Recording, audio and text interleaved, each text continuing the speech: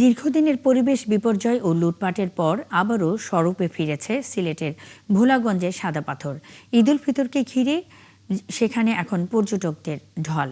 প্রাণ চাঞ্চল্যে মুখর পুরো এলাকা, এতে স্বস্তিতে পর্যটন সংশ্লিষ্টরা। আর এই সৌন্দর্য রক্ষায় সর্বোচ্চ সহযোগিতার আশ্বাস দিয়েছেন শ্রম ও বৈদেশিক কর্মসংস্থান মন্ত্রী। তারেক আহমদ সানির তোলা ছবিতে সিলেট থেকে হোসাইন আহমেদ সুজাদের প্রতিবেদন।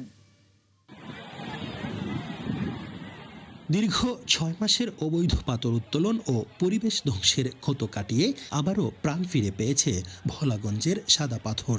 ঈদ উল ফিতর উপলক্ষে এখানে এখন পর্যটকের উপচে পড়া ভিড়। প্রকৃতির কূলে ফিরছে প্রাণ চাঞ্চল্য। স্বচ্ছ পানির বুক জুড়ে ছড়িয়ে থাকা দুধ সাদা পাথরের অপরূপ সৌন্দর্য আবারও মুগ্ধ করছে ভ্রমণ পিপাসুদের। পানির নিচে ঝলমলে পাথরের দৃশ্যই জানান দিচ্ছে প্রকৃতি ধীরে ধীরে ফিরে পাচ্ছে তার হারানো রূপ। ঈদের ছুটিকে কেন্দ্র করে দেশের নানা প্রান্ত থেকে এখানে ছুটে আসছেন পর্যটকরা। পরিবার পরিজন নিয়ে প্রকৃতির সান্নিধ্যে কাটছে আনন্দময় সময়। কেউ ব্যস্ত ছবি তুলতে, কেউ বা নৌকায় ভেসে উপভোগ করছেন স্বচ্ছ পানির নিচের বিস্ময়কর দৃশ্য।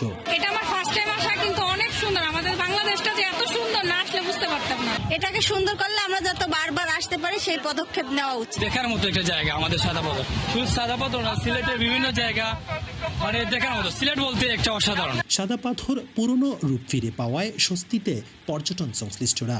আর সিলেটের পর্যটন খাতকে আরও সমৃদ্ধ ও আকর্ষণীয় করতে নানা পরিকল্পনার কথা জানিয়েছেন শ্রম, প্রবাসী কল্যাণ ও বৈদেশিক কর্মসংস্থান মন্ত্রী আরিফুল হক চৌধুরী। অনেকে বলছে একটা ওয়াকওয়ে সিস্টেম করা, কিন্তু এখানে তো বর্ষা আসলে আবার তো কাজে এগুলা তো ন্যাচারালি থাকা ভালো। মন্ত্রী বলেন, শুধু সিলেট নয়, দেশের সামগ্রিক অর্থনীতি, শ্রম ও কর্মসংস্থানকে আরও শক্তিশালী করতে সরকার কাজ করে যাচ্ছে এবং ভবিষ্যতে এই ধারা অব্যাহত থাকবে।